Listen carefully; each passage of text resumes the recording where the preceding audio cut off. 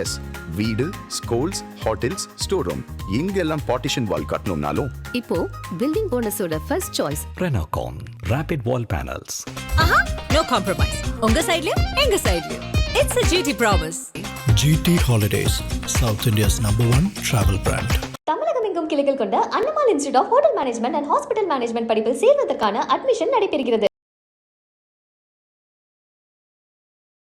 நீங்க எப்போ ராஜினாமா லெட்டர் கொடுக்க போறீங்க? ஏன்னா உங்க கட்சியில் நிறைய பேர் ராஜினாமா லெட்டர் கொடுத்துட்டு வேற ஒரு இடத்துக்கு போயிட்டு இருக்கிறாங்க. உங்களுக்கு அந்த ஐடியா எப்போ?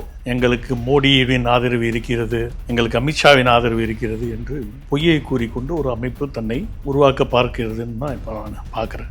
அப்படி அண்ணாமலை எங்கேயும் சொல்லியே. அண்ணாமலை வாயால் சொல்லணுமா என்ன? சொல்றது வாயால தான் சொல்லணும். நான் எதையும் சொல்லவில்லையே. கரெக்டாக நீங்கள் அண்ணாமலை மாதிரியே பேசிட்டீங்களா? அது எப்படி? இல்லை, நான் சொல்லி கொடுத்தாரா? நான் கேட்குறேன். இல்லை, அண்ணாமலை உங்களுக்கு சொல்லி கொடுத்தாரா? இப்படி கேளுங்கன்னு. 27 தொகுதியில பாஜக போட்டிட்டது, ஒரு தொகுதியெல்லாம் ஜெயிச்சது. மற்ற தொகுதியில பாஜகவா கருமம் போ அப்படின்னு வாக்காளர்கள் முடிவு எடுத்துட்டாங்கன்னு நம்ம எடுத்துக்கிட்டா இது எப்படி இருக்கும்? இந்த வெப்சைட் விஷயம் ஏன் உங்களுக்கு இவ்வளோ கான்சென்ட்ரேட்டடா அது சம்பந்தமா நீங்க யோசிச்சுட்டு இருக்கீங்க எனக்கு புரியல. இப்போ தமிழ்நாட்டில் வேற பிரச்சனைகள் இல்லாம அது கான்சென்ட்ரேட் பண்ணீங்களா? இல்ல உங்களுடைய ஐடியா என்னது? அதாவது ஒரு மிஸ்ப்ரோபகண்டாவை எடுக்கணும்னு ஒரு கும்பல் முயற்சி பண்ணுது. அந்த மிஸ்ப்ரோபகண்டாவுடைய அடிப்படை என்னன்னா 2,85,00,000 பேர் நீ வேண்டாம் போ கருமம் அப்படின்னு ஒதுக்கிட்டாங்க. 30 வருஷம் 40 வருஷம் ஒர்க் பண்ணிட்டு வேலை செஞ்சவன்லாம் அப்படி சொல்லிட்டு இருக்கக்கூடாது. நான் பஸ்ல இருந்து இறக்கி விட்டுருவேன், வேணா உங்களுக்கு டிக்கெட் போட்டு தரேன், டெல்லியில் போய் மாற்றி காட்டுப்பாரு, வசனம் பேசந்தியவன் ஒன்றுமே இல்லாத குப்பை மாதிரி இருந்த ஒரு ஆளை கொண்டு கோபுரத்தில் தூக்கி வைக்கிறாங்க. இல்ல அதை அப்படியே மாத்தி என்ன சொல்றாங்கன்னா, தமிழ்நாட்டில் லெட்டர் பேடு கட்சியாக இருந்த பாஜகவை திராவிட கட்சிகளுக்கு இணையாக பேசுபொருளாக மாற்றியவர் அண்ணாமலை. அவர் தலைவராக இருக்கும்போது எவன் சொல்றது? சொல்பவன் எவன்? சொல்பவன் எவன்? அவன் தில் இருந்தால் உட்கார வைக்கும், இன்டர்வியூல டிபேட்ல உட்கார வைக்கும். பெடல் எடுத்துருவேன், பேச பொருள் ஆக்கல, பின்னி பெடல் எடுத்துருவேன். 2024 தேர்தலிலே உனக்கு அனைத்தும் தரப்பட்டது. உன் ஜட்டி பேண்ட்டை தவிர மற்ற எல்லாம் நாங்கள் கொடுத்தோம். நீ திங்கிற சோர்ல இருந்து எல்லாம் நாங்கள் போட்டது. உன்னை ஒரு ஆளாக்கி அரசியல்வாதியை ஆளாக்கி அழகு பார்த்தது நாங்கள். நீ யாருன்னே அடையாளம் தெரியாம எங்கேயோ கர்நாடகாவில் நான் சிங்கம் பங்கம் புங்கன்னு பேசிட்டு இருந்தப்போ உங்ககிட்ட ஏதோ திறமை இருக்கிறத யாரோ ஒருத்தர் நம்பியதுடைய விளைவு. யார் நம்பினது சார்? அதை பத்தி எனக்கு என்ன கவலை? இல்ல நீங்க சொல்லுங்க. யார் நம்பினாரு? யாரோ ஒருத்தர் நம்பினாரு, அவர் கொண்டு வந்தாரு. இல்ல சார், அவ்வளவுதான். நீங்க தான் தைரியமா சொல்றீங்களா? யாரோ ஒருத்தர். திமுக அரசு அப்ப ஆட்சியில் இருந்தபோது திமுக அரசுடைய பிரச்சனைகள், அவங்க செய்து வரக்கூடியது ஊழல்கள் ரொம்ப பின் பாயிண்ட் பண்ணி அங்கதான் இருப்பீங்க. ஆனா இப்போ உங்களுடைய ட்விட்டர் பதிவுகள் எல்லாம் பார்க்கும்போது நீங்க வார் ரூமுக்கு பதில் சொல்லிட்டு இருக்கீங்க. சோ அப்போ உங்களோட விளையாடுறது தெரியலையா? நான் ஜாலியா விளையாடுறேன்னு தெரியலையா உங்களுக்கு? சார் எங்களெல்லாம் பார்த்தா எப்படி சார் இருக்கு? புதியவர்களுக்கு வாய்ப்பு இல்லைங்கிறத தாண்டி ஒரு 4 பேர் 5 பேர் இருக்கிறாங்க, அவங்களுக்கு தான் மீண்டும் மீண்டும் மீண்டும் மீண்டும் வாய்ப்பு தரப்படுகிறது. தலைவர்கள் என்று அறியப்படும் யாருமே போட்டியிடக்கூடாதுன்னு இருக்கீங்க. அது ஏன் ஒருத்தரே போட்டிடணுமான்னு கேட்குறேன். பிஜேபி 2 சீட்டோட இருந்துச்சு 84 தேர்தலில். 24 ஜங்காரெட்டி வின் பண்ணாரு. 24 வயசுல 35 வயசுல ஒரு இளைஞர் உங்க கட்சிக்கு வராரு அப்படின்னா அவர் தியாகம் பண்ணிட்டு சரி இவங்களே போட்டிட்டுட்டோம்னு சொல்லிட்டு அவங்க வெயிட் பண்ணிக்கிட்டே இருக்கணும். வெயிட் பண்ண தெரியல அந்த கட்சியில் இருக்காது. என்ன சார்? வெயிட் பண்ண தெரியல இந்த கட்சியில் இருக்காது.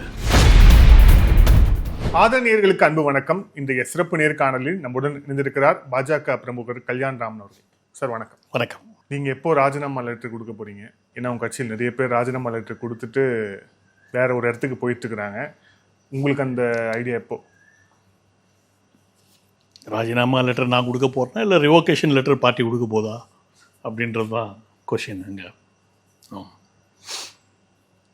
ஏன் ராஜினாமா பண்ணுறாங்கன்னு உனக்கு உண்மையாகவே புரியலன்னா, ஒரு விதமான ஒரு தவறான அபிப்பிராயம். அதாவது பக்கத்து வீட்டுக்காரனுடைய இனிஷியலை நம்ம பிள்ளைக்கு போட்டால் எப்படி இருக்கும், அந்த மாதிரி எங்களுக்கு மோடியின் ஆதரவு இருக்கிறது, எங்களுக்கு அமித்ஷாவின் ஆதரவு இருக்கிறது என்று ஒரு பொய்யை கூறிக்கொண்டு ஒரு அமைப்பு தன்னை உருவாக்க பார்க்கிறதுன்னு தான் இப்போ நான் பார்க்குறேன். அப்படி அண்ணாமலை எங்கேயும் சொல்லியே. அண்ணாமலை வாயால் சொல்லணுமா என்ன? சொல்றது வாயால தான் சொல்லணும். அண்ணாமலை வாயால் சொல்லணும்னு அவசியம் இல்லை. அதுக்கு தானே வார் ரூம்னு ஒரு குரூப் இருக்கு. நான் எதையும் சொல்லவில்லையே. கரெக்டாக நீங்கள் அண்ணாமலை மாதிரியே பேசிட்டீங்களா? அது எப்படி? இல்லை, நான் சொல்லி கொடுத்தாரா? நான் கேட்குறேன். இல்லை, அண்ணாமலை உங்களுக்கு சொல்லி கொடுத்தாரா இப்படி கேளுங்கன்னு?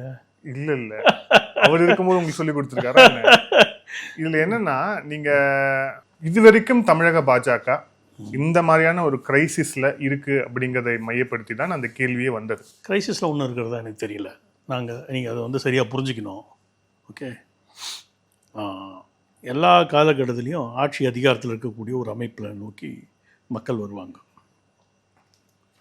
பெரும்பாலானவர்கள் அந்த ஆட்சி அதிகாரத்தை நோக்கி வரும்போது பதவி ஆசை பிடித்தவர்களுடைய எண்ணிக்கை தான் அதில் அதிகமாக இருக்கும். உதாரணத்துக்கு நான் ஒரு பேர் சொல்கிறேன், கருநாகராஜன். கருநாகராஜன் வந்த காலகட்டம் பிஜேபி ஆட்சிக்கு வர்றதுக்கு முன்னாடியா பின்னாடியா? இந்த மாதிரி ஒரு 10-15 பேர் இருக்காங்க. இந்த ஒரு லிஸ்ட் ஒன்று போட்டால் ஒரு 10-15 பேர் இருக்காங்க. அந்த 10-15 பேர் வந்து இந்த ஆட்சி அமைந்த பிறகு வந்தவர்கள். இவர்களிடம் ஆட்சி இருக்கிறது, அதிகாரம் இருக்கிறது, பதவி இருக்கிறது, அதனால் தங்களுக்கு ஏதாவது கிடைக்கும் அப்படின்ற அந்த கற்பனையோடு வந்தவங்களுடைய எண்ணிக்கை தான் அதிகம்.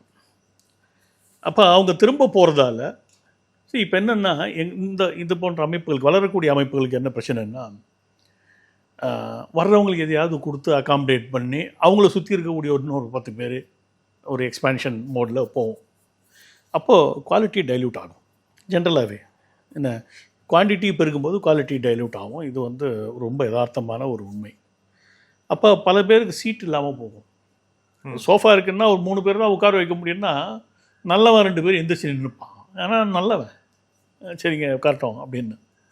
ஸோ இப்படி வந்து பல நல்ல மனிதர்கள், திறமையான மனிதர்கள் பாஜகவில் தங்களுடைய இடத்தை எல்லாம் விட்டு கொடுத்து உருவானவர்கள் தான் இன்றைக்கி வந்து வெளியே போகிறன்ற எண்ணிக்கையை, அந்த எண்ணிக்கையாக காட்டக்கூடிய நபர்கள் பெரும்பாலும் அந்த கேட்டகரியில் இருக்காங்க. அதனால் இது இன்சிக்னிஃபிகண்ட். அப்புறம் வந்து இந்த நம்பரை பற்றி ஏதோ சொல்லுவாங்க, 16 லட்சம் 17 லட்சம் அப்படிலாம். நான் வந்து வெறும் 12,700 பேர் தான் உங்கள் வெப்சைட்டுக்கு வந்திருக்காங்க, எப்படி 16 லட்சம் பேர் 15 லட்சம் பேர் வந்தாங்கன்னு சும்மா ஒரு ஒரு பெயிட் சொல்லுவாங்க இல்லையா, ஒரு இறையை போட்டு விட்டேன். எனக்கு தெரியும் என்ன ஆகுன்னு. அங்கே இருக்கிற புத்திசாலிகளுடைய லெவல் எனக்கு தெரியும். யாரெல்லாம் இந்த கும்பலில் வந்து புத்திசாலிகள்னு எனக்கு தெரியும். அந்த புத்திசாலிகள் எப்படி ரியாக்ட் பண்ணுவாங்கன்னு எனக்கு தெரியும். அடுத்த நிமிஷம் அவங்க கொண்டு வந்து அந்த டேட்டாவை போட்டாங்க. என்ன டேட்டாவை? இன்டர்நெட்டில் எவ்வளோ பேர் எத்தனை மணிக்கெல்லாம் வந்தாங்க போனாங்க. இது 5ஆம் தேதி 12 மணிக்கு ஆரம்பிக்குது. 1 மணிக்குள்ளே 6 கோடி பேர்களை சென்று அடைகிறது. ஒரு மணிக்குள்ளே 6 கோடி பேர் தமிழக மக்கள் தொகையில் வந்து குட்டி குசுமா எல்லாம் சேர்த்தாவே வந்து பெண்கள் சரிபாதி, அதில் குட்டி குசுமான்றது ரொம்ப பெரிய எண்ணிக்கை, பல கோடி குழந்தைகளே தேரும். ஆனால் 6 கோடி மக்களுக்கு 1 மணி நேரத்தில் அந்த இது போய் சேர்ந்துடுது, அவங்க ஃபோனுக்கு போய் சேர்ந்துடுது. தமிழ்நாட்டில் கிட்டத்தட்ட ஒரு 7,70,000 7 கோடியே 70 லட்சம் செல்ஃபோன்ஸ் இருக்குது, ஆக்டிவ் நம்பர்ஸ் இருக்குது. இப்போ என்ன மாதிரி எல்லாம் 3-4 சிம் வச்சுருப்போம். சில பேர் சிம், பல பெண்களுக்கு சிம் இருக்காது, வீட்டில் இருக்கவங்களா இருப்பாங்க, சின்ன ஃபோன் வச்சுருப்பாங்க சிலர். இதெல்லாம் மைனஸ் பண்ணிவிடுங்க. ஆவரேஜாக ஒரு 6 கோடி பேர் கையில் ஃபோன் இருக்குது. அந்த 6 கோடி பேருக்கும் இது கொண்டு போய் சேர்க்கப்படுகிறது. VTheLeaders.org அப்படின்னு கொண்டு போய் சேர்க்கப்படும். அந்த டேட்டாவை அழகாக அவங்க போட்டுடுறாங்க. அதுலேருந்து என்ன தெரியுது அப்படின்னா, இது வியாபார யுக்தியை கடைபிடித்து செய்யப்பட்ட ஒரு செயல் அப்படின்னு தெரியுது 1 மணி நேரத்தில். அப்புறம் மொத்தத்தில் பார்த்தா 100 கோடி பேர் அதில் லாகின் பண்ணியிருக்காங்க. மொத்தத்தில் அவங்க சொல்கிற கணக்குப்படியே பார்த்தாலும் 100 கோடி பேர் அதை பார்த்துட்டாங்க. உள்ளே போனாங்களா, சர்ச் பண்ணாங்களா, அதெல்லாம் இல்லை. 100 கோடி பேருக்கு அது போய் சேர்ந்துருச்சு. திரும்ப ஒரே ஆட்களுக்கு அனுப்பி சேர்ந்துருச்சு. அவங்க சொல்கிற கணக்குப்படி, எந்த கணக்கு, எத்தனை பேர் வந்தாங்க அப்படின்ற கணக்குப்படி 30 மில்லியன், அதாவது 3 கோடி பேர் 3:54 மணி மதியம் 7ஆம் தேதி வரை, 7ஆம் தேதினா ஞாயிற்றுக்கிழமை மதியம் 3:54 வரை 30 மில்லியன், அதாவது 3 கோடி பேருக்கு மேலே பார்த்துட்டாங்க. சரியா? அவங்க கணக்கே வரேன், நான் எல்லாமே அவங்க கணக்குள்ளேயே நான் போகிறேன். அப்போது அந்த பார்த்த 3 கோடி பேரில் 2 கோடியே 85 லட்சம் பேர் நீ வேண்டாம் போ கருமம் அப்படின்னு ஒதுக்கிட்டாங்க. அவங்க கணக்கு படிக்கணும், என் கணக்கு இல்லை இது. என்ன, ஆனால் அவங்க தான் அந்த எனக்கு பதில் சொல்கிற பேர் வழின்னு அவங்களே துப்புன வாந்தியதெல்லாம். சரியா? இப்போ அதில் சொல்லி முடிச்சிடறேன் நான். இதெல்லாம் ரொம்ப இம்பார்ட்டன்ட் பாயிண்ட்ஸு. நீங்கள் அந்த கிராஃபை பார்த்தா உங்களுக்கு தெரியும். உங்களுக்கு நான் பாருங்கன்னு கூட சொல்லியிருந்தேன் ஞாபகம். என்ன கடைசியில் 3:54 மதியம் 3:54, அதாவது கிட்டத்தட்ட 4 மணி அந்த ரேஞ்சில் பார்த்தா அது ஃப்ளாட் என்ற ரேஞ்சில் இருக்குது. ஃப்ளாட்னா 0 லெவலில் இருக்குது. Nobody is logging on to இட்ன்ற ரேஞ்சில் இருக்குது. ஸோ இப்போ ஃபர்தர் என்ன பண்ணியிருப்பாங்கன்னா மறுபடியும் 4 பேருக்கு துப்பி ஏதோ அதனுடைய எண்ணிக்கையை, இது ஒரு ஃபேக்டர். இன்னொரு ஃபேக்டர் இருக்குது, இன்ட்ரெஸ்டிங்கான ஃபேக்டர். ஒரு வெப்சைட்டுக்குள்ளே விசிட்டர்ஸ் வந்தாங்களான்னு இன்க்ரீஸ் பண்ணி காட்ட முடியும். ஒருத்தர் ரெஜிஸ்டர் பண்ணால் 9 பேர் ரெஜிஸ்டர் பண்ண தான் கணக்கு காட்ட முடியும். இதெல்லாம் ஏன் நடந்திருக்கக்கூடாது? ஸோ இந்த மாயை உருவாக்கும் முயற்சி என்ன? ஏற்கனவே பலூனை ஊதி ஊதி ஊதி ஊதி பெருசாக்கி 4-5 வருஷத்தில் அந்த பலூனே உடஞ்சி போய் தான் ஓடியும் போச்சு. 1ஆம் தேதி சாயந்தரம் அந்த பலூன் டெல்லிக்கு வந்துச்சு. என்ன 2ஆம் தேதி முக்கிய தலைவர்கள் 3 பேரை சந்திக்கிறது. அந்த 3 பேரில் முதல் 2 பேர் கொடுத்த நேரம் வந்து ஒருத்தர் 2 நிமிஷம், ஒருத்தர் 5 நிமிஷம். ஒருத்தர் அலுவலகத்தில் சந்திக்கிறார், மற்றொரு வீட்டில் சென்று இந்த பலூன் சந்திக்கிறது. என்ன அப்புறம் போனால் போகுதுன்னு இன்னொரு டைம் கொடுக்கப்படுது. அங்கே என்ன பேசுனாங்கன்னு நமக்கு தெரியாது, வெளியே வராது. என்ன அதுக்கப்புறம் மூஞ்சி செத்து போய் வருது.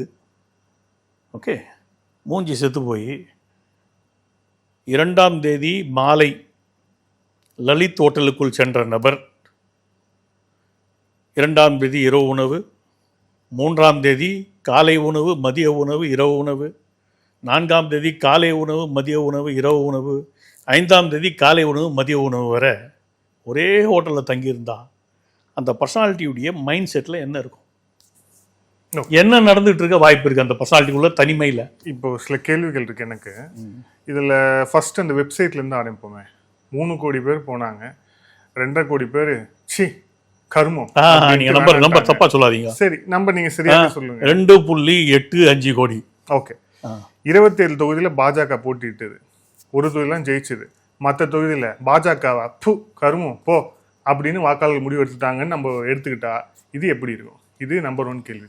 2வது, இந்த வெப்சைட் விஷயம் வந்து ஏன் உங்களுக்கு இவ்வளோ கான்சென்ட்ரேட்டடா அது சம்பந்தமா நீங்க யோசிச்சுட்டு இருக்கீங்க எனக்கு புரியல. இப்போ தமிழ்நாட்டில் வேற பிரச்சனைகள் இல்லாம அது கான்சென்ட்ரேட் பண்றீங்களா, இல்லை உங்களுடைய ஐடியா என்ன அதில்? அதாவது ஒரு மிஸ்ப்ரோபகண்டாவை வந்து எடுக்கணும்னு ஒரு கும்பல் முயற்சி பண்ணுது. அந்த மிஸ்ப்ரோபகண்டாவுடைய அடிப்படை என்னென்னா, மோடி அவர்கள் மற்றும் அமித்ஷாவின் ஆதரவுடன் தான் இது நடக்கிறது, இது B team, C team, D team அப்படின்னு ஒரு பொய்யுரையை பரப்பும் முயற்சி அதில் இருக்குது. அதுக்காக வந்து சம்பந்தப்பட்ட அந்த பலூன் பேசாட்டா கூட தன்னை சுற்றி இருக்கிற மற்ற பலூன்களை பேச வைக்குது. என்ன அவர்கள் இதை தான் ப்ரோபகண்டாவாக எடுத்துகிட்டு போகிறாங்க எல்லா இடத்துலையும். கிரவுண்ட் லெவலில் வந்து இப்படி தான் சொல்கிறாங்க. என்ன தெரியுமா, பிஜேபியால் தானாக வளர முடியாது, பிஜேபியுடைய இந்துத்துவ கொள்கைக்கு ஏற்புதல் இருக்காது என்றதனால் இந்த பலூனை வந்து ஏற்கனவே இந்த பலூனால் வந்து இங்கே செயல்படவே முடியல, தன்னிச்சையாக செயல்பட்டால் தான் பெருசாக வளரும் பலூனு அப்படின்னு எதிர்பார்க்குறாங்க. அதனால் அவங்களே வந்து பலூனே நீ தயவுசெய்து இங்கேருந்து கிளம்பி போய்விடு, வானத்தில் பற அப்படின்னு சொல்லிட்டாங்க. அதனால் இனிமேல் பலூன் பறக்க போகுது, எல்லோரும் இந்த கூடையில் ஏறி உட்காந்துப்போம், நம்ம எல்லாம் பறந்து மேலே போயிடலாம் இப்படின்னு ஒரு ஜோடனே உருவாக்கப்படுது. இந்த பலூனில் வந்து ஊசி ஏற்றணும் இல்லையா, அப்போ ஊசி ஏற்றணுன்றதுக்கு தான் வந்து சும்மா எனக்கு தெரியும். இது ஒரு எனக்கு பொறுத்தவரை இது சாதாரண விளையாட்டு. நான் வந்து சாதாரணமாக பெரிய பெரிய விஷயங்களே விளையாடுறேன். நான் ஸோ நீங்கள் ஜாலியாக விளையாடி பார்க்குறேன். ஜிஹாதி குரூப்ஸோடலாம் நான் எப்படி விளையாடணுன்றது உங்களுக்கு தெரிஞ்சிருக்கும், நான் சொல்ல தேவையில்லை. என்ன இல்லை எனக்கு என்னென்னா, நான் சொல்லி முடிச்சிடுறேன். நீங்கள் 2 கேள்வி கேட்டிருக்கீங்க, பதில் சொல்ல விடுங்க. என்ன நான் ஜிஹாதி குரூப்ஸோடய சாதாரணமாக பெரிய பெரிய விஷயங்களை வச்சு விளையாடினவன். இது ஒன்றுமே இல்லாத மிக சாதாரணமான ஒரு சப்ஜெக்ட். அதனால் சும்மானா வந்து 12,500 பேர் தான் வந்தாங்க அப்படின்னு நம்பர்லாம் தெரியாது. அவனுக்கு நம்பரை கொடுக்கணும் அப்படின்றதுக்காக பொய்மையும் வாய்மை எடுத்து புரைதுன்னு நன்மை பயக்கமே. இவனுக்கு சொல்லுவானுங்க, இந்த சொல்கிறதுல வந்து இந்த தகுடு தத்தம் தாங்க என்ன சொல்கிறானுங்க செஞ்சானுங்கன்றதை வந்து உண்மையை ஒத்துப்பானுங்க அப்படின்றது எனக்கு தெரியும். சொல்லி வச்ச மாதிரி ஒரு 2 மணி நேரத்தில் போட்டானுங்க. நான் சொல்லி ஒரு 2 நிமிஷம் ஏதோ போட்டு அப்படி போயிட்டு அப்படி ஏதோ வேலைலாம் பார்த்து வந்தால் உடனே என்னை வந்து டேக் பண்ணி இந்த பாரு எவ்வளோ பேர் வந்திருக்காங்க அப்படின்னு பார்த்தா அந்த கிராஃபு 1 மணி நேரத்தில் 6 கோடி அப்படியே வந்து வந்து வந்து வந்து 3:54, அதாவது 6ஆம் தேதி மதியம் வரை ஒரு நாள், 7ஆம் தேதி மதியம் வரை 2 நாள், இன்னும் 4 மணி நேரம் ஓடி இருக்கு. 1/6 ஆஃப் த டே ஓடி இருக்கு. நாலு மணி வரை, சாயந்தரம் 4 மணி, நைட் 4 மணின்னா அது ஃப்ளாட்டாக இருக்கிறதுல அர்த்தம் இருக்குது. 0ல் இருக்குன்னா யாருமே வெசிட்டர்ஸ் இல்லைன்னு அர்த்தம் இருக்குது. சாயந்தரம் 4 மணிக்கு அதுவும் ஞாயிற்றுக்கிழமை ஃப்ளாட்டாக இருக்குது அப்படின்னா என்ன அர்த்தம்னா இதுக்கு மேலே இவங்களுக்கு போர் அடிச்சு போச்சு, விட்டானுங்க, இதுக்கு மேலே ஒன்றும் நடக்காதுன்னு. ஆனால் அந்த கிளாக்கை மட்டும் ஓட்டிகிட்டு இருக்கானுங்க. எந்த கிளாக்கு? ஏதோ ஒரு கிளாக் ஒன்று செட் பண்ணியிருக்கானுங்க, நம்பர் ஏற்றி கொடு. நீங்கள் பாப்புலேஷன் கிளாக் பார்த்துருக்கீங்களா? இந்த பாப்புலேஷன் கிளாக் வந்து ஊரில் இருக்கிற எத்தனை குழந்தை பிறந்துச்சுன்னு கணக்கு எடுத்துக்கிட்டு இருக்கா? அது ஒரு குத்தம் பதிப்பாக ஒரு ஃபிகரை வச்சுக்கிட்டு உலகம் முழுக்க பாப்புலேஷன் இவ்வளோ தான் ஏறி இருக்குது அப்படின்னு இப்போ நீங்கள் போட்டு பார்த்தீங்கன்னா கூட தெரியும். சரி, ஓகே. உங்களுடைய பார்வையில் நீங்கள் முக்கியமான கேள்வி கேட்டிருக்கீங்களா, அதையும் சொல்லிடுறேன். இல்லை, இது அடிப்படையான பொய் அப்படிங்கிறீங்க. ஓகே, நம்ம அது டெக்னிக்கல், அவங்க போய் மறைக்கிறாங்க, என்ன வேணா இருக்கட்டும். பட் அடிப்படையில் நிறைய கேள்விகள் இருக்கு. நீங்க வந்து உறுப்பினர் சேர்க்கையில போய் அப்படின்னாலும் கூட உங்க நிர்வாகிகள் கண்ணு முன்னாடியே ராஜினாமா பண்ணிட்டு போறாங்க. அதுவும் வந்து அவங்க எல்லாம் போறவங்க வந்து ஒரு ஆபீஸ் பேரர் லெவல்ல இருக்கவங்க கூடயும் கிடையாது. அவங்க எல்லாமே வந்து துணைத் தலைவர் வரைக்கும் வந்து கட்சியில இருந்து போறாங்க அப்படிங்கிறத பாக்குறோம். செய்தி தொடர்பாளர்கள் பிரதமருக்கு மொழிபெயர்ப்பு செய்தவர்கள்னு சொல்லிட்டு அறிக்கை வெளியே விட்டுட்டு போறாங்க அப்படின்னு வந்து பாக்குறோம். எங்களுக்கு இதுக்கு மேல தொடர விருப்பம் இல்லை, வேட்பாளராக நிறுத்தினவர்கள் உட்பட. இது என்ன மெசேஜ் இருக்கு இதுல? என்ன போய் அருமையான மெசேஜ். நான் ஒரு பலூனு, நான் வந்து இன்னொரு 4 பலூனை உருவாக்குறேன். அதுக்கு என்னைக்கு வேணாலும் வெடிச்சிடும். என்ன அந்த பலூன்கள்லாம் இன்னைக்கு வெடிச்சிடுச்சு. நான் தான் உருவாக்குறேன் அந்த பலூன். 20 வருஷத்துக்கு மேல கட்சியில இருந்தவங்க எந்த நம்ம பேர்லாம் சொல்லுங்க பார்க்கலாம். ஒரு மாவட்ட தலைவர் சொல்றாரு, அப்புறம் சுமந்தி வெங்கடேசன், அதுக்கு முன்னாடி சுமந்தி வெங்கடேசன் எடுத்துக்கோங்க, அதுக்கு முன்னாடி இருந்த வெளியே போன ஒரு 5 பேர் சொல்லுங்க. திருப்பூர் வேட்பாளர் கருநாகராஜன் எப்போ வந்தாரு பார்ட்டிக்குள்ள? பார்ட்டி 2014 தேர்தலுக்கு பின்னாடி வந்தாரா, முன்னாடி வந்தாரா? நாச்சியப்பன் முன்னாடி வந்தாரா, பின்னாடி வந்தாரா? ஏஜி சம்பத் பின்னாடி வந்தாரா, முன்னாடி வந்தாரா? For that matter Sumathi Venkatesh முன்னாடி வந்த நபரா, பின்னாடி வந்த நபரா? முன்னாடி வந்த நபர் தான். அவங்க யார் சொன்னா? அவங்க 2019 அவங்க வர்றதுக்கெல்லாம் காரணமானவங்கள நான் ஒருத்தன், அதனால எனக்கு தெரியும். இப்போ போகிறதுக்கு யார் காரணம்? போகிறதுக்கு யார் காரணம்? சரி, இது ஒரு இல்யூஷன். என்ன, இப்போ 2 பழமொழிகள் எனக்கு ஞாபகம் வருது. ஒன்று வந்து சீச்சி இந்த பழம் புளிக்கும், இன்னொன்று வந்து ஆட மாட்டாதவன் கூட பத்தாதுன்னா. எனக்கு வந்து இங்கே சுதந்திரம் இல்லை. ஏண்டா 30 வருஷம் 40 வருஷம் ஒர்க் பண்ணிட்டு வேலை செஞ்சவன்லாம் வந்து அப்படி சொல்லிகிட்டு இருக்கக்கூடாது. நான் பஸ்ஸில் இருந்து இறக்கி விட்டுருவேன், வேணா உங்களுக்கு டிக்கெட் போட்டு தரேன், டெல்லியில் போய் என்னை மாற்றி காட்டுப்பார். வசனம் பேசந்தியவன் இன்னைக்கு சுதந்திரம் இல்லை. ஒன்றுமே இல்லாத குப்பை மாதிரி இருந்த ஒரு ஆளை கொண்டு வந்து கோபுரத்தில் தூக்கி வைக்கிறாங்க. ஆடி காற்றுல வந்து அம்மி மேலே பறந்து போன மாதிரி நீ மேலே பறந்து போய் மேலே உட்காந்துக்கிட்டு நான் வந்து யார் தெரியுமா, நான் ஐபிஎஸ் ஆக்கும் சிங்கம்மாச்சுன்னு பேசினேன்ல. இல்லை, அதை அப்படியே மாற்றி என்ன சொல்கிறாங்கன்னா, தமிழ்நாட்டில் லெட்டர் பேடு கட்சியாக இருந்த பாஜகவை திராவிட கட்சிகளுக்கு இணையாக பேசுபொருளாக மாற்றியவர் அண்ணாமலை. அவர் மாநில தலைவராக இருக்கும்போது எவன் சொல்றது? சொல்பவன் எவன்? அவன் இதில் தான் உட்கார வைக்கும், இன்டர்வியூவில் டிபேட்டில் உட்கார வைப்பான். பெடல் எடுத்துருவேன், பேசு பொருள் ஆக்கல, பின்னி பெடல் எடுத்துருவேன். சரி, இது நாங்கள் 18.8% வாக்குகளை பெற்றோம் 2014 தேர்தல். அப்போ விஜயகாந்த், அப்போ இந்த பலூன் இல்லை. அப்போ உங்களுக்கு விஜயகாந்த் வந்து 2016 தேர்தலில் விஜயகாந்த், தமிழ் மாநில காங்கிரஸ், 2 கம்யூனிஸ்டுகள், விடுதலை சிறுத்தைகள், என்ன இது ஒரு கட்சி, மொத்தம் 6 பேர் சேர்ந்து நிற்கிறாங்க. எவ்வளோ பர்சன்டேஜ் ஓட்டு வாங்கினாங்க தெரியுமா? எவ்வளோ பர்சன்டேஜ் ஓட்டு வாங்கினாங்க ஞாபகம் இருக்கா? 6.1% வாங்கினாங்க. அப்போ விஜயகாந்தோடைய பர்சன்டேஜ் அதில் என்ன, கம்யூனிஸ்டுடைய பர்சன்டேஜ் என்ன, விடுதலை 2016 தானே சாமி? இல்ல 2000 இருங்க, நீங்க கேள்வி கேட்டீங்கல்ல, பதில் சொல்ல விடுங்க. அதுல பாஜகவின் வாக்குகள் மோடி அவர்களுக்காக விழுந்த வாக்குகள் தான் அதிகம். The average was set to be 11%. மோடிக்கான ஆதரவு வாக்குகள் மட்டும் அதில் 11%. அன்றைக்கி இருந்து சர்வேஸ் சொன்னது. நம்ம வந்து நீங்கள் சர்வே படி போனோம் சில விஷயங்கள்லாம். ஏன்னா அன்னைக்கு நீங்கள் வந்து குமுதம் இல்லை, ஜூனியர் விகடனுடைய ஜனவரி மாத இதை எடுத்து பாருங்கள். ஜனவரி மாதத்தில் அந்த 8 இஷ்யூ வந்திருக்கு, அதில் ஒரு இஷ்யூவில் வந்திருக்கு. தேமுதிகவுக்கு இருப்பது 2.89% வாக்குகள் அப்படின்னு அன்றைக்கு எழுதியிருந்தாங்க. பிஜேபிக்கு 11.24% எழுதியிருந்தாங்க. இன்றைக்கி வாக்குச்சீட்டுன்னு சொல்கிறோம் இல்லையா, அதே 11.24%, 28%. அது 28% பாஜகவுக்கு இருக்குன்னு அன்னைக்கு ஜூனியர் விகடன் சொல்லிச்சு, நான் சொல்லலை. ஜூனியர் பட்டன் சொல்லுச்சு. எப்போ? ஜனவரி மாதத்தில், 2014 ஜனவரியில் நான் சொல்கிறேன். ஏமான் சொல்கிறது இல்லைன்னு. ஒன்று. ரெண்டாவது, தேசிய தேர்தல் என்பது வேறு, மாநில தேர்தல் என்பது அடிப்படை அறிவு. எந்த மடையனாவது இல்லை இது வேறு அது வேறுன்னு சொன்னான்னா அவன் பைத்தியக்காரன்னு அர்த்தம். இதில் வந்து குறையும். ஏன்னா இங்கே யாரை ப்ரொஜெக்ட் பண்ணுறோமோ அதை பேஸ் பண்ணி தான் வாக்குகள். அங்கே ஏறும். ஏன்னா அங்கே மோடி பிரதமர். மோடி பிரதமர் என்பதால் அந்த வாக்குகள். ரெண்டாவது விஷயம், 2014 2024 வரை 10 ஆண்டுகள் சிறப்பான ஆட்சியை மோடி அவர்கள் தந்த பிறகு நடக்கும் தேர்தல் இது. தமிழகத்தில் மட்டும்தான் அதுக்கு ஒரு விதமான எதிர்ப்பலை இருந்துக்கிட்டே இருக்குது மோடி அவர்களுக்கு. ஏன்னா இந்த திராவிடியன் எக்கோசிஸ்டம் நல்லா ஃபங்க்ஷன் ஆகிட்டுருக்கு. அதனால் அவங்களால ஒரு ஆன்டகானிசத்தை ஜென்ரேட் பண்ண முடியுது. மற்ற எந்த மாநிலங்களையும் இல்லை. ஒரிசாவில் வின் பண்ணுறோம், 21 சீட்டில் ஐ திங்க் 20 சீட்டு வின் பண்ணிட்டோம்னு நினைக்கிறேன். ஒரே ஒரு சீட்டு தான் மற்றவங்களுக்கு போகுது. எல்லா ஊர்லேயும் வின் பண்ணுறோம். தெலுங்கானாவில் 17 சீட்டு வின் பண்ணுறோம். What is the problem? We don't have any problem. Modi அவர்களுக்காக வேறு வாக்கெல்லாம் வந்து வாயின்ஷியில் போட்டுக்கிட்டு நீ ஆசைப்பட்டினா, எவனோ பெற்ற பிள்ளைகள்லாம் நீ ஒன்ஷியில் போட்டுக்கிட்டு நான் தான் வளர்த்தேன் நீவியா? கிணத்தனமாக இல்லை. அப்போது 2000 அறிவார்ந்த எவனும் அடுத்தவங்க பிள்ளைக்கு தான் பேரை போட்டுன்னு ஆசைப்பட மாட்டான். அப்போ 2021 பாஜக 4 சட்டமன்ற உறுப்பினர்களுக்கு வந்து எடப்பாடியால தான் வந்தது. அதுதான் நான் சொல்லி முடிச்சேன். என்ன இதில் நம்ம சூட்சமாக கவனிக்க வேண்டிய நிறைய விஷயங்கள் இருக்குது. 2014 தேர்தலிலே எங்களிடம் ஆட்சி அதிகாரம் இல்லை. சரியா?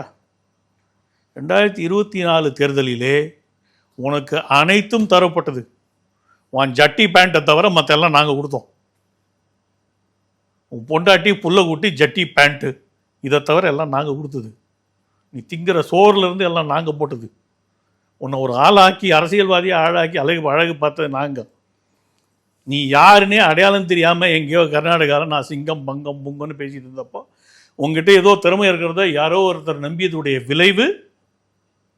யார் நம்பினாரு சார்? அதை பற்றி எனக்கு என்ன கவலை? இல்லை, நீங்கள் சொல்லுங்க சார். யார் நம்பினாரு? யாரோ ஒருத்தர் நம்பினாரு, அவர் கொண்டு வந்தார். இல்லை சார், அவ்வளோதான். நீங்கள் தான் தைரியமாக சொல்கிறீங்களா? யாரோ ஒருத்தர், அவ்வளோதான் நான் சொல்லுவேன். யாரோ ஒருத்தர் நம்பினாரு, இன்னைக்கு அவர் நம்பலை. அவர் 2 நிமிஷம் டைம் கொடுக்குறாரு. ஆனால் அவர் இன்னும் பாஜகவில் தான் இருக்கார். இருந்துட்டு போட்டு அதில் இருக்கு. அவர் கட்சி வளரும் இருக்கார். இந்த நபரை மூலமாக கட்சி வளரும் என அவர் நம்பினார். அவர் நம்பியதால் நாங்கள் ஒப்புக்கொண்டோம். நாங்களாம் வழி விட்டு விலகி இடம் கொடுக்குறோம்ல, வா நடத்தி காட்டுன்னு. இந்த கேரக்டர், இந்த பலூனை வந்து ஊதி பெருசாகிறதுல நான் இன்று அமைச்சராக இருக்கும் சிடிஆர் நிர்மல்குமார்லாம் பெரிய பங்கு வகித்தோம். ஒரு ஆள் வராம்பா, அவனை வந்து ஏற்றி விடணும், எல்லாரும் வந்து ஃபாலோ பண்ணுங்கப்பா.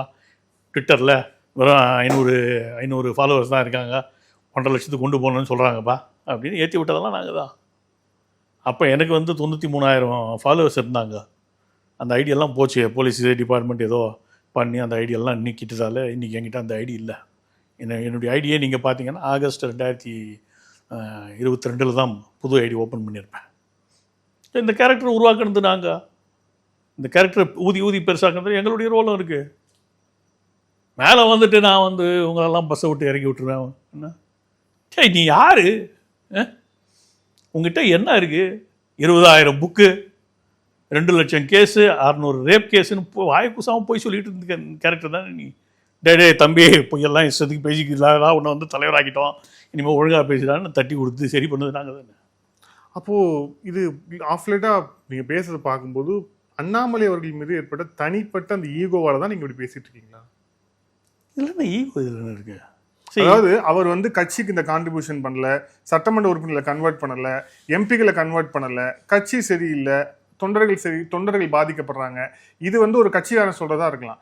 நாங்கள் எங்களை இறக்கி விட்டுறேன்னு சொன்னார், நாங்கள் தான் பலூன் ஊதி விட்டோம். இதெல்லாம் வந்து ரொம்ப ஒரு உங்களோட தனிப்பட்ட வெஞ்சன்ஸ் வெளிப்படுதோ அப்படிங்கிறது தெரியுது. எனக்காக நான் என்ன தனிப்பட்ட இதுக்காக பேசியிருக்கேன்னா, சமுதாயத்துக்காக எந்த ரிஸ்க் வேணாலும் எடுப்பேன் நான். எனக்காக என்னுடைய லாபத்துக்காக இந்த 12 வருஷம் ஆட்சியில் இருக்குமா? இங்கே எத்தனை பேர் நான் போர்டு மெம்பராக இருக்கேன்னு வந்து உங்களாண்டி சொல்லியிருப்பாங்களா? இன்டர்வியூக்கு வர்றவங்க நான் இதில் போர்டு மெம்பராக இருக்கேன், அதில் டைரக்டராக இருக்கேன்னு சொல்லியிருப்பாங்களா? நான் நிறையா இருந்திருக்கேனா? யாரை வேணாலும் போய் கேளுங்க. நான் போய் யார் முன்னாடியே அது நின்று எனக்கு கட்சியில் இந்த பதவி வேணும், இல்லை இந்த போர்டு காலியாக இருக்குது எனக்கு வேணும், இந்த டைரக்டர்ஷிப்பு எனக்கு வேணும் அப்படின்னு நான் கேட்டதா ஒரே ஒரு நபர் சொல்லட்டும். எத்தனை பேர் தலைவர்கள் இருக்காங்க? விநாயகம் இருந்தார், யாரெல்லாம் அந்த முடிவெடுக்க மதியாது.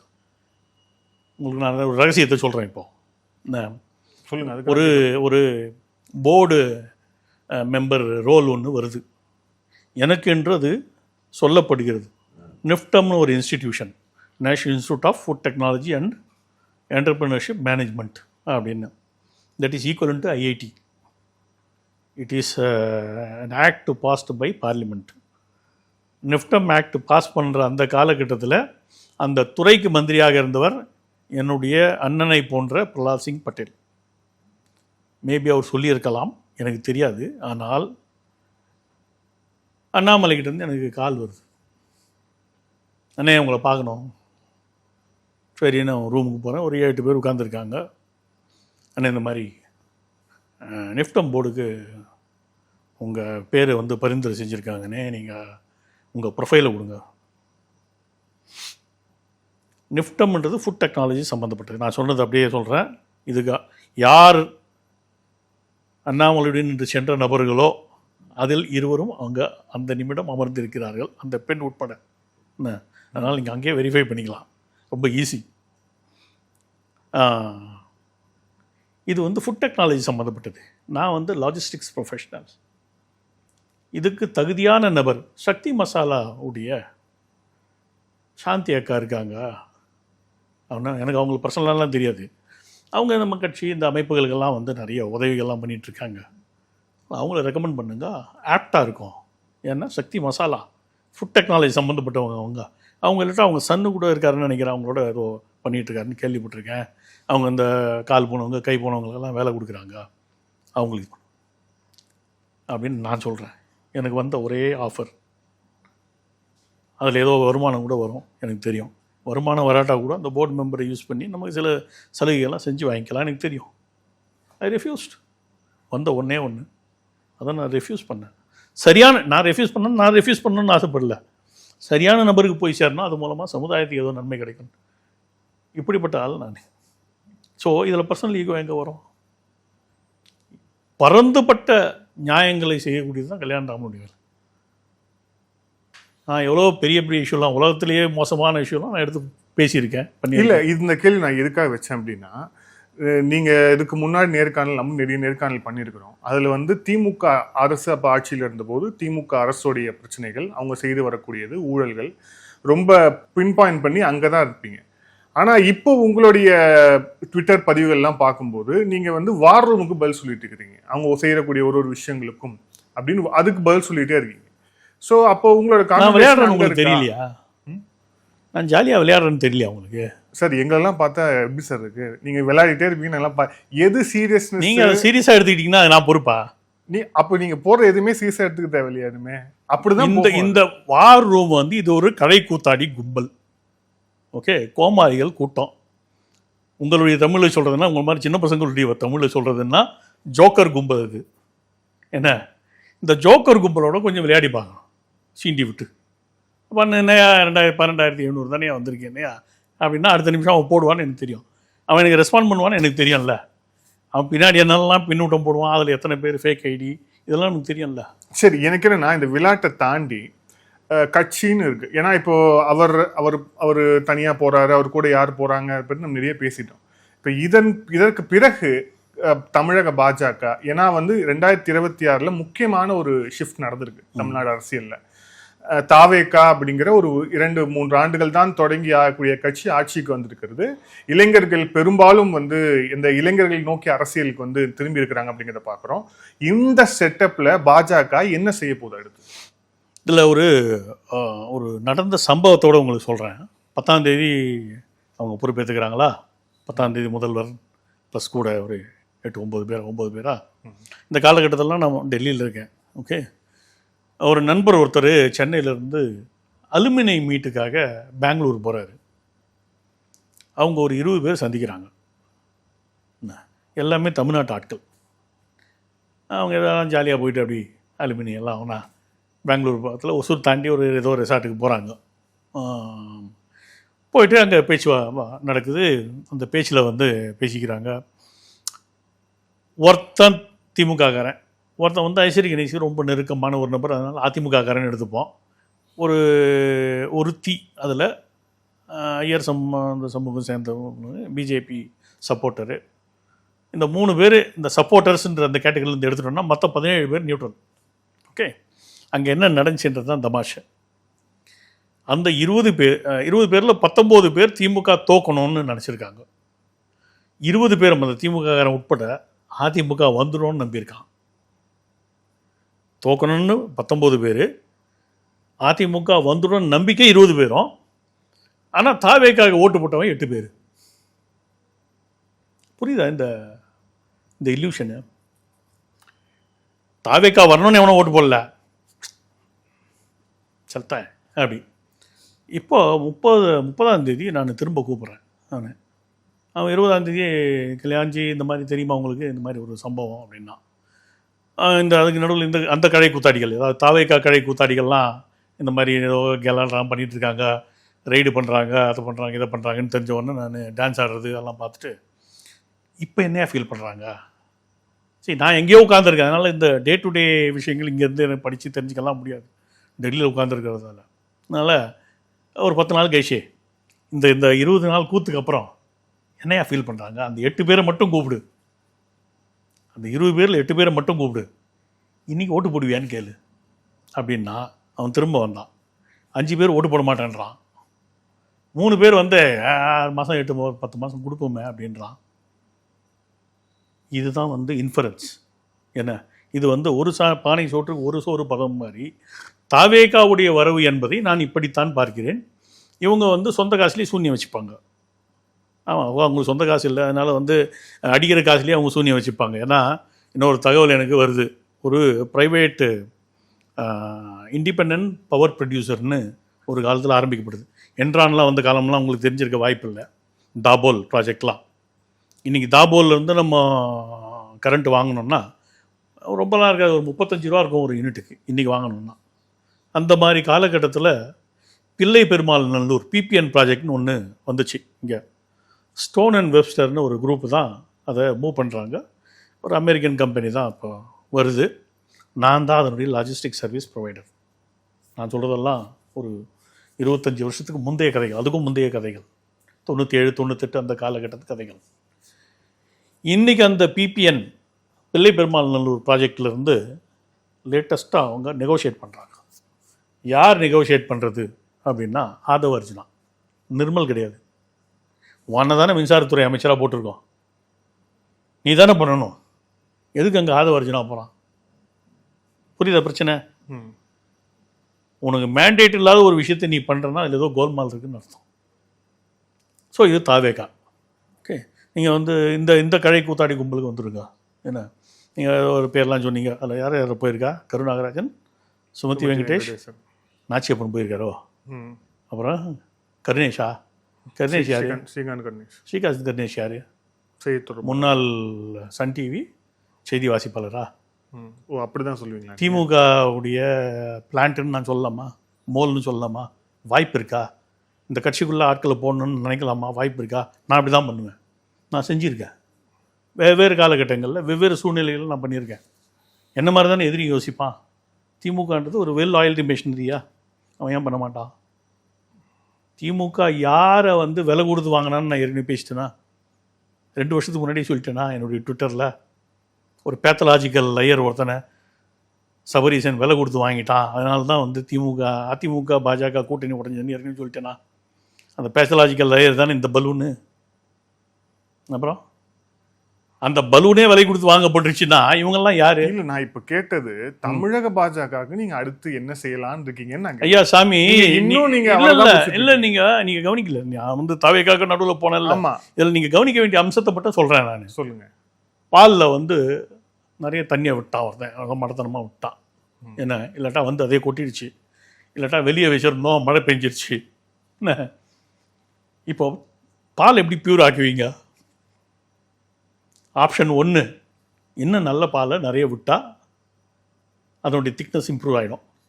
இல்லாட்டா சுண்டை காசணும், இது சுண்ட காசுற காலகட்டம் விடுங்க.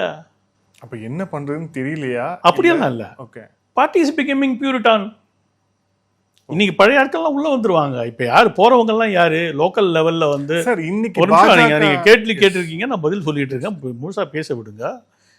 இதுல சூழ்நிலை என்னன்னா, இங்க வந்து ஏதாவது கிடைக்கும்ன்ற எண்ணத்தோட வந்த பெரும்பாலான ஆட்கள் வந்து அந்த பக்கம் போயிட்டு இருக்கான். அந்த மாதிரி கேரக்டர்ஸ் தான் போயிட்டு இருக்கான். ஏதோ 1-2 நல்ல மனிதர்கள் போயிட்டு இருக்காங்க. அவன் இல்யூஷனில் இருக்கான். என்ன இல்யூஷன்னா, இவங்க வந்து அப்படியே மேனேஜ் பண்ணி அந்த மேலிடத்தின் ஆதரவு இருக்கிறது, மோடி அவர்களின் ஆதரவு இருக்கிறது, அமித்ஷா அவர்களின் ஆதரவு இருக்கிறதுன்னு ஒரு பொய்ய கதை கட்டி விட்டுட்டு இருக்கானுங்க. அதனுடைய விளைவாக அப்படி இருக்குமோ அப்படின்னு நம்பிக்கிட்டு போகிறவன் கொஞ்சம் பேருக்கு தான் செய்வான். அவனுக்கு சின்னதாக ஒரு மனஸ்தாபம் இருக்கும், ஏதோ ஒரு மனஸ்தாபம் லோக்கல் லெவலில் இருக்கும். ஏன்னா அந்த மனஸ்தாபத்தை வச்சுக்கிட்டு தான் அவன் யோசிப்பான். இந்த பக்கம் யோசிக்கும் போது எனக்கும் இந்த மாவட்ட தலைவருக்கும் ஆகலைப்பா, நான் இந்த மாவட்டத்தில் பொதுச் செயலாளராக இருக்கேன், நான் இப்போ வந்தவன், அது வேறு விஷயம், ஒரு 4-5 வருஷத்துலையோ 8 வருஷத்துலையோ வந்தவன். ஆனால் இந்த மாவட்ட தலைவருக்கு எனக்கு ஒத்து வரல, எப்படியா அந்த மாவட்ட தலைவர் இடத்த நான் பிடிக்கணும் இப்படின்னு நான் நினச்சிட்டு இருப்பேன். இப்போ அங்கே வந்து உனக்கு மாவட்ட தலைவர் கொடுக்குறேன்பா நீ வா அப்படின்னு கூப்பிட்டா, எத்தனை மாவட்ட தலைவர்களுக்கு இந்த பலூன் பர்சனலாக கூப்பிட்டு பேசிகிட்டு இருக்குன்னு எனக்கு தெரியும். எத்தனை பேர் எனக்கு கூப்பிட்டு சொல்லுவான், ஆனால் இந்த மாதிரி என்ன சரியா கேட்டுக்கிட்டே இரு அப்படி நடக்குது. அதாவது முன்னாள் மாவட்ட தலைவர், பெரும்பாலும் முன்னாள் மாவட்ட தலைவர்கள் என்ன பெரும்பாலும் முன்னாள் மாவட்ட தலைவர்கள் இந்த மாதிரி என்னை கூப்பிடுறாங்க, ரைட் அப்படியே கேட்டுக்கிட்டே இரு. ஸோ நீங்க வந்து பியூரிஃபை பண்ணி பழைய ஆட்கள்லாம் உள்ள வந்துட்டு இருக்காங்க. சரி, பிஜேபியுடைய வளர்ச்சி வந்து யாரும் தடுக்கலாம் முடியாது. என்ன சார் எங்க வளர்ந்ததுன்னு கேக்குறாங்க சார். பிஜேபி வளர்ந்துகிட்டே தான் சாமி இருக்கு, வெளியே தெரியல. 21ல 4 சட்டமன்ற உறுப்பினர், நீங்க அந்த பாயிண்ட் ஆஃப் வியூலே பார்க்க கூடாது. வேற எப்படி நீங்க பார்க்கறது? பிஜேபியுடைய growth-ஐ எப்பயுமே எப்படி பார்க்கணும்னா, என்னைக்கு அது ஆல்டர்னேட்டிவாக எமர்ஜ் ஆகுதோ அன்னைக்கு திடீர்னு வந்து, உதாரணத்துக்கு நான் சொல்கிறேன், 4% வாக்குகள் இருந்த ஹரியானாவில் திடீர்னு 45, அடுத்த தேர்தலில் 45% வாக்குகளோடு வெற்றி பெறுகிறோம். அந்த மாதிரி எல்லா இடத்துலையுமே ஒரு த்ரெஷ்ஹோல்டு இருக்கும். ஆனால் ஹரியானாவில் இருக்கிற டிஃப்ரென்ஸுக்கும் இங்கே இருக்கிற டிஃப்ரென்ஸுக்கும் நீங்கள் புரிஞ்சுக்கோங்க. இங்கே வந்து 108 கட்சி இருக்குது, ஹரியானாவில் 2-3 கட்சி இருக்குது. அப்போது இந்த த்ரெஷ்ஹோல்டுடைய வால்யூம் வந்து இம்ப்ரூவ் ஆகணும், இன்னும் கொஞ்சம் இம்ப்ரூவ் ஆகணும். அந்த ஸ்டேஜில் வந்து எல்லாம் வந்து ஒட்டிப்பாங்க. ஒன்றும் இல்லாமல் இருந்த தாவேகா பின்னாடி திடீர்னு 35% வாக்குகள் போச்சா? நீங்க அவங்க ஆளுங்கட்சி சார், அதெல்லாம் விடுங்க. போச்சு இல்லை, அதானே பார்த்தோம். 1/3 ஆஃப் தி ஓட்டு போயிடுச்சு இல்லைங்க. ஏன் போச்சு? மக்கள் மனசில் ஏதோ ஒரு மாற்றத்திற்கான தேவை இருப்பதாக அவர்கள் உணர்ந்தார்கள், காத்திருந்தார்கள். இது அப்படிப்பட்ட ஒரு மாற்றத்தை தரக்கூடிய ஒரு அமைப்பு என்று திடீரென்று நம்ப வைக்கப்பட்டது. அதனால போகிறான். இல்ல அந்த மாற்றத்தை நம்ப வைக்கப்படுதுன்னா அது நம்புற இடத்துல பாஜக ஏன் இல்லை அப்படிங்கிறதான கேள்வி. பாஜக வந்து இந்த இடத்துல வந்து இந்த பர்டிகுலர் தேர்தலை மட்டும் சொல்கிறேன், BJP is not playing the lead role. நாங்கள் 11% அதுவும் பாஜக முடிவு 11% சீட்டுகளில் தான் பாஜக நிற்கிது, 27 சீட்டில் தான் பாஜக நிற்கிது. அப்போது we are declaring we are not the leaders, somebody else is the leader, நாங்களே டெக்ளேர் பண்ணுறோம்.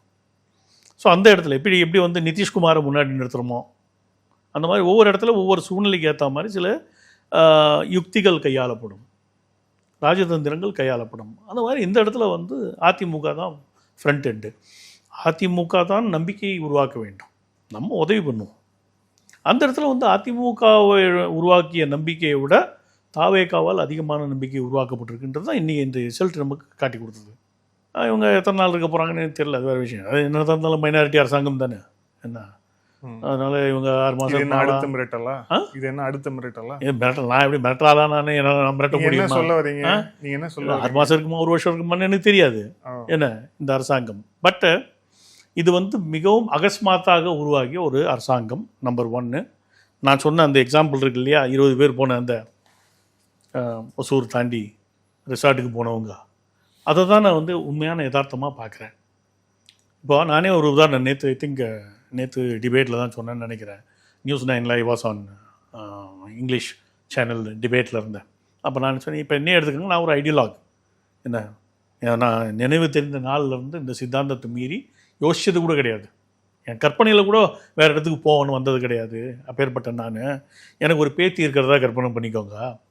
அப்போ வந்து தாத்தா விஜய் எங்களுக்கு தான் சார் தாத்தா ஓட்டு போடணும் அப்படின்னு வந்து கெஞ்சி இதை காலை பிடிச்சிக்கிட்டு அப்படின்னா ஒரு நிமிஷம் என்னுடைய மனசு கூட மெல்ட் ஆகும்.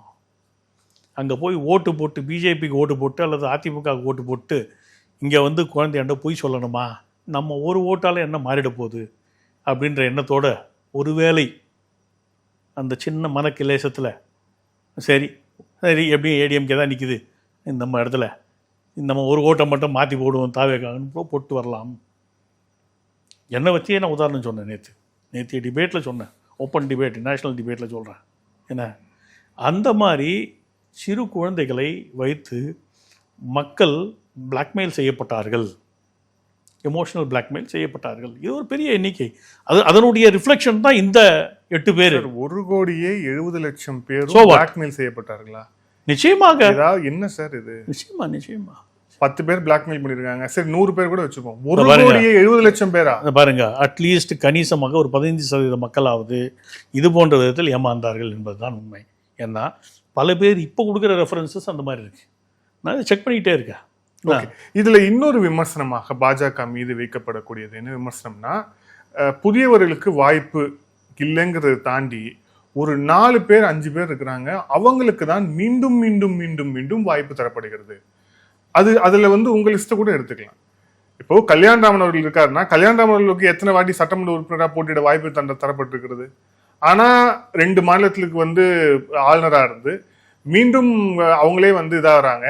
ரிசல்ட் வந்தப்போ ஒரு பாஜக கேடர் போடுறாரு. இப்ப எனக்கு இருக்கக்கூடிய வந்து அதிர்ச்சியே என்னன்னா, பயமே என்னன்னா, திருச்சி கிழக்கிலையும் தமிழிசை போட்டிடுவாரோ அப்படிங்கிற பயம் இருக்குன்னு சொல்லிட்டு கிண்டலா போடுறாரு. நீங்க என்ன என்கிட்ட எதிர்பார்க்கறீங்கன்னா, மீண்டும் மீண்டும் ஒருவருக்கே என்ன என்கிட்ட எதிர்பார்க்கறீங்க அப்படின்னா, என்ன தலைவர்கள் என்று அறியப்படும் யாருமே வந்து போட்டியிடக்கூடாதுன்றீங்க நீங்க. அது ஏன் ஒருத்தரே போட்டிடணுமான்னு கேட்குறேன். அவங்க தான் போட்டிடுவாங்க. அப்ப 4 மோடி எத்தனை முறை போட்டிட்டு இருக்காரு, 4 பேர் தான் தலைவர். அமித்ஷா எத்தனை முறை போட்டிட்டு இருக்காரு, எத்தனை தலைவர்கள் எத்தனை முறை போட்டிட்டு இருக்காங்க. நம்ம பக்கத்தில் இருக்கக்கூடிய பல முறை தோற்று கொண்டிருக்கும் சுரேந்திரன் எத்தனை முறை போட்டிட்டு இருக்காரு. மோடி அவர்கள் கூட தோற்கல சார்.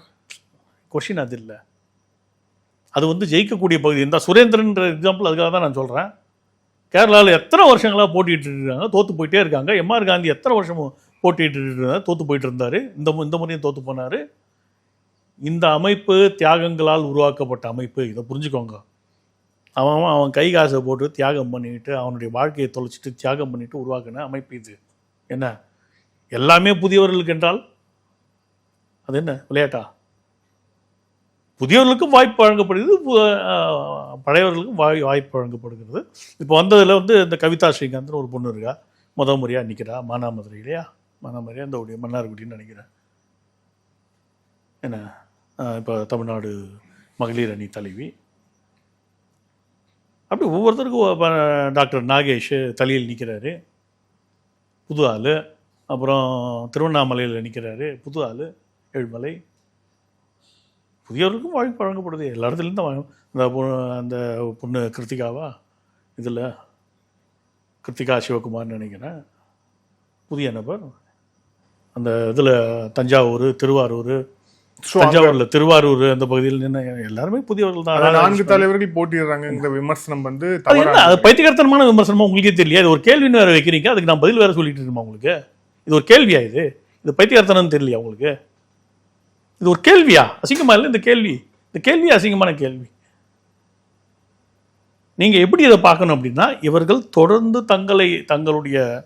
தங்களுடைய முயற்சிகளை தொடர்ந்து கொண்டே இருக்கிறார்கள். எவ்வளவு நாளா இருந்துட்டு போகுது. என்னைக்காவது ஒரு நாள் வெற்றி வரதானே செய்யும். எல்லா இடத்துலையும் அப்படி தானே வருது. பிஜேபி வந்து 2 சீட்டோட இருந்துச்சு 84 தேர்தலில். 24 ஜங்காரெட்டி வின் பண்ணாரு. 24 வயசுல 35 வயசுல ஒரு இளைஞர் உங்க கட்சிக்கு வராரு அப்படின்னா, அவர் வந்து தியாகம் பண்ணிட்டு சரி இவங்களே போட்டுட்டோன்னு சொல்லிட்டு அவங்க வந்து வெயிட் பண்ணிக்கிட்டே இருக்கணும் கடைசி வரைக்கும். வெயிட் பண்ண தெரியாத அந்த கட்சியில் இருக்காது. என்ன சார்? வெயிட் பண்ண தெரியாத அந்த கட்சியில் இருக்காது. அதனால தான் நிறைய பேர் போயிட்டு இருக்காங்க. போறவங்கலாம் யாருன்னு நீங்க பாருங்க. தியாக உணர்வு இருப்பவர்கள் அல்ல. தியாக உணர்வு என்பது வேறு, சந்தர்ப்பவாதம் என்பது வேறு. சந்தர்ப்பவாதத்திற்காக வந்தவர்கள் அனைவரும் வெளியே சென்று கொண்டு இருக்கிறார்கள், சந்தோஷம். தியாக உணர்வு உள்ளவர்கள் இங்கே தான் இருந்து கொண்டு இருக்கிறார்கள். என்ன பிரச்சனை? ஒரு பிரச்சனையும் கிடையாது. தியாகங்களால் மட்டுமே வளர்க்க முடிந்த கட்சி என்ன? இது ஒன்று தான் சித்தாந்த கட்சி. இன்னொரு சித்தாந்த கட்சி இருப்பதாக உங்களால் கூற முடியும் என்றால் கம்யூனிஸ்டுகள் சொல்லலாம். அது செத்துப்போன சித்தாந்தம். சித்தாந்தம்னு ஒன்று சொல்லிகிட்டே இருப்போம். ஆனால் பாஜக பொறுத்தவரை தியாகம் தான் உன்னை உயர்த்தும் அப்படிங்கிற தியாகம் தான். தியாகத்தால் மட்டுமே உயர்ந்த கட்சி இது. எத்தனை பேருடைய வாழ்க்கையை தொலைத்து உருவாக்கப்பட்ட கட்சி இது. உங்களுக்கெல்லாம் தெரியாது, விஜயராகவன் ஒரு மாநில தலைவர் இருந்தார். 50 மாடை வச்சு டெய்லி பால் கறந்து வியாபாரம் பண்ணிட்டு வந்து கட்சி ஆஃபீஸில் வேலை செஞ்சுட்டு இருப்பார். மாநில தலைவர்.